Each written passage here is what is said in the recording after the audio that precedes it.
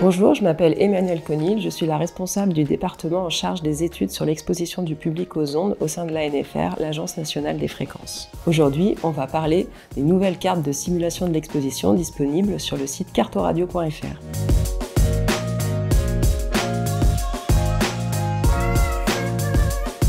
La mise à disposition de ces cartes de simulation de l'exposition s'inscrit dans le cadre du PNSE4, le 4e plan national santé-environnement. Ces cartes montrent le niveau d'exposition généré au sol en extérieur par les antennes de téléphonie mobile.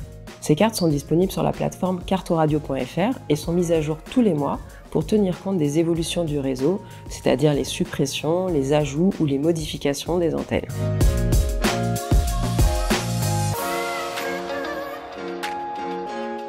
Les cartes montrent des niveaux de champ électrique en volts par mètre au sol en extérieur. Les valeurs limites réglementaires pour la téléphonie mobile varient entre 36 et 61 volts par mètre. Ces niveaux sont représentés par une palette de couleurs distinguées par les personnes atteintes des formes les plus courantes de daltonisme. Les valeurs associées aux différentes couleurs correspondent à des intervalles d'amplitude différentes pour faciliter la lecture.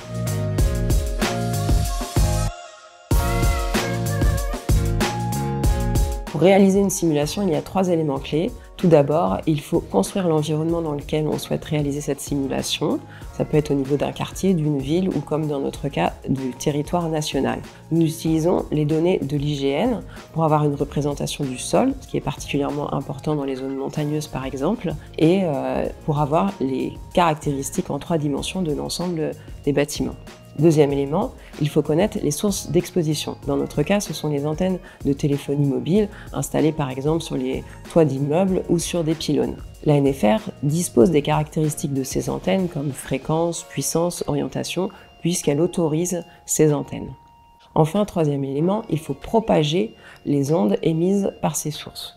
Ce sont des modèles mathématiques qui sont utilisés pour calculer les niveaux d'exposition au sol en tenant compte des interactions avec l'environnement comme les réflexions sur le sol ou sur les bâtiments.